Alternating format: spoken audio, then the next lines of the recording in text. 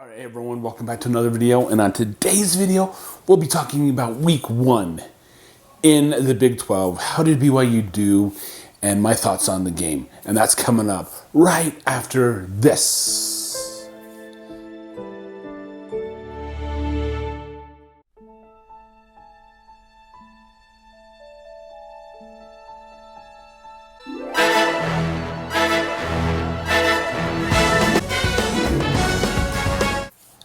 All right, everyone, welcome back to Just Justin.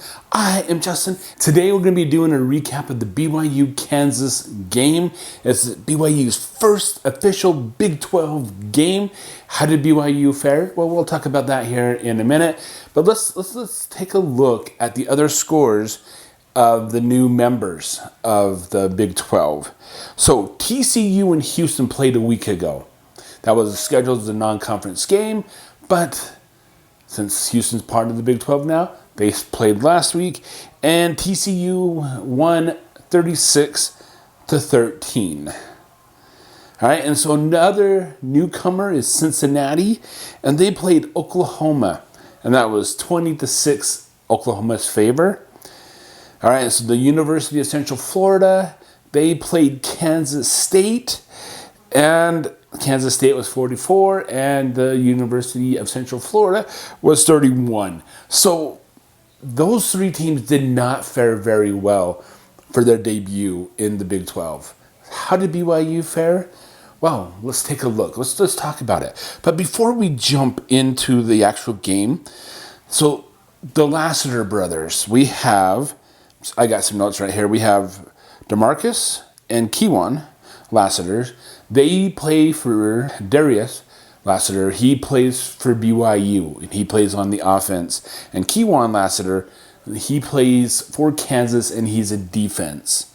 And so they had a brother rivalry out there. At one point, the brother pushed the other brother out of bounds. He should have hit him. Because I know if my kids played each other, they'd be hitting each other on every play. They were in the game together. And so that was kind of fun, playing against your brother. But their mom and their other brother were torn. Yeah, they had shirts like this, okay, where they had them split down the middle, Kansas on one side, BYU on one side. And so, who are you going to cheer for? Your favorite? You can't do that. Do parents have favorites? My kids think they do. I don't think they do. I know I was my parents' favorite. But I digress. All right, so how did BYU fare against Kansas? So if you look at the stats, if you look at the total stats of the game, and you didn't know the score, let's look at the stats here. BYU, 23 first downs. Kansas, 23. Pretty even there. Third down conversions. BYU, 6 of 14. Kansas, 4 of 8. Total yards. BYU, 366. Kansas, 351. Passing. BYU, 357. And Kansas had 130 passing yards. Now, rushing yards. Kansas had 221 yards. BYU netted 9 total yards in rushing. BYU also had 3 turnovers, 2 interceptions, and 1 fumble. And Kansas had 0. So if you look at those stats, it was like a pretty evenly matched game. Okay, and BYU and Kansas came out. BYU held Kansas on their first drive. BYU came out their first drive, and Parker McKinnon, number 82, was coming around the bend, and he got smacked, and he was out for the rest of the game with a concussion. And he dropped the ball, and I think it was Kobe Bryant, the football player. He picked it up and ran it in for a touchdown. So, the first turnover, BYU down 7. So yeah, BYU was down by 7. BYU marched down the field, and they came back and they scored a touchdown. By the way, they threw it to number 5, and DeMarcus Lassiter, one of the brothers. He scored the touchdown, so it was 7-7. Then Kansas came back down, scored 14-7. BYU came down in the second quarter and scored, so it made it 14-14. It was a pretty evenly matched game so far. And then going into halftime, BYU kicked a field goal to go ahead 17-14. However, when second half started, BYU had the ball first because they deferred, and they got the ball the second half. And what do you know? They threw a pick six. Boom. Right there. So BYU's first offensive drive on the first half of the game, first drive of the game, resulted in a fumble, scored a touchdown. Second half, their first drive of the second half, resulted in a pick six. So now Kansas is up 21-17. All right, so BYU comes back down. BYU came down and kicked a field goal to make it 20-21. Kansas is still leading, but the score is 20-21. And then Kansas came down the field again and scored a touchdown to make it 28-20. So BYU was down. And then Kansas came down again and scored a touchdown, to then making that 35-20. So down 15 points. Fourth quarter, time was running down. BYU came down and they scored a touchdown to make it BYU 28, Kansas 35. So within a touchdown.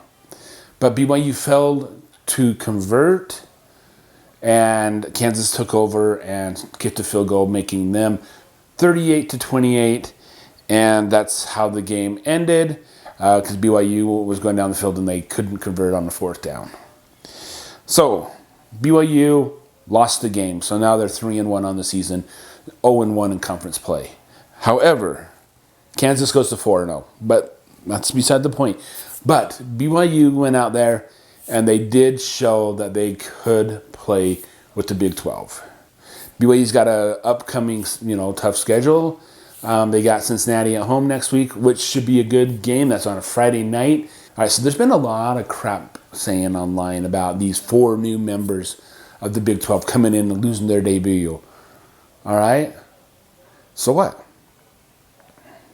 Did you expect them to come in and all of them finish the top 4 of the conference? Okay? No. There's going to be some stumble and falls and the caliber teams and stuff like that. But the fact that BYU, because that's who I'm rooting for, BYU right there, came in and played Kansas in Lawrence. That is a good hometown experience. And I think BYU did pretty good. I think UCF did pretty good. Cincinnati, they played Oklahoma, which is one of the top tiers. They're leaving for the SEC next year. Houston played TCU, which is another good team. And UCF. All right, so hey, it's editing Justin. UCF played Kansas State, not West Virginia. They played Kansas State. I knew that, but I was thinking West Virginia.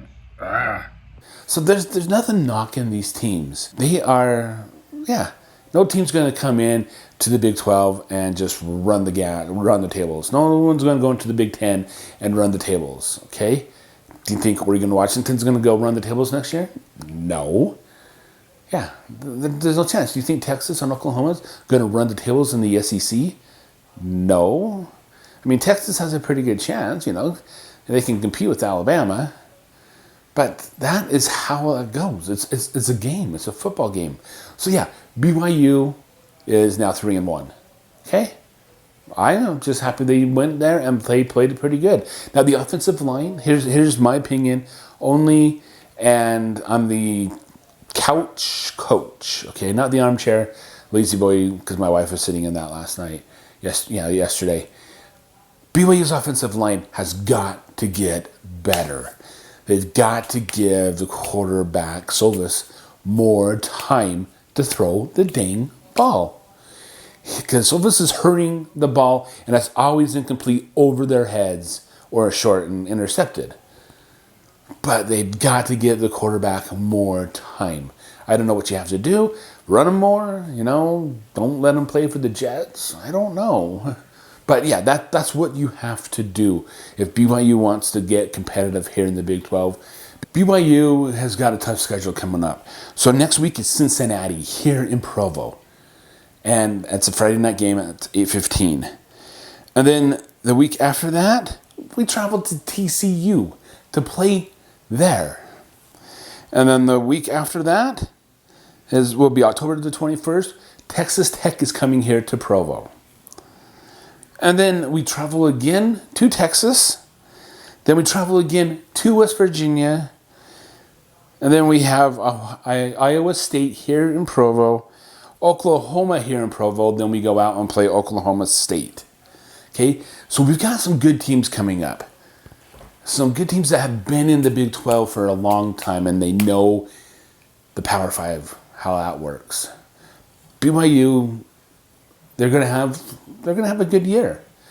Do I think they're gonna be 14-0, 12-0? I don't know. Obviously not, because they lost to Kansas. But that is the nature of the game. So that's just my opinion. This is a recap of what I thought of the game. Now, next week, there will be the Cincinnati game on Friday, and I'll do the recap on Saturday.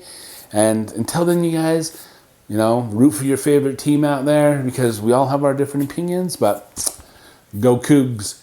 All right, until the next one, I will see you later. Bye. And remember, it's just a game. And have fun.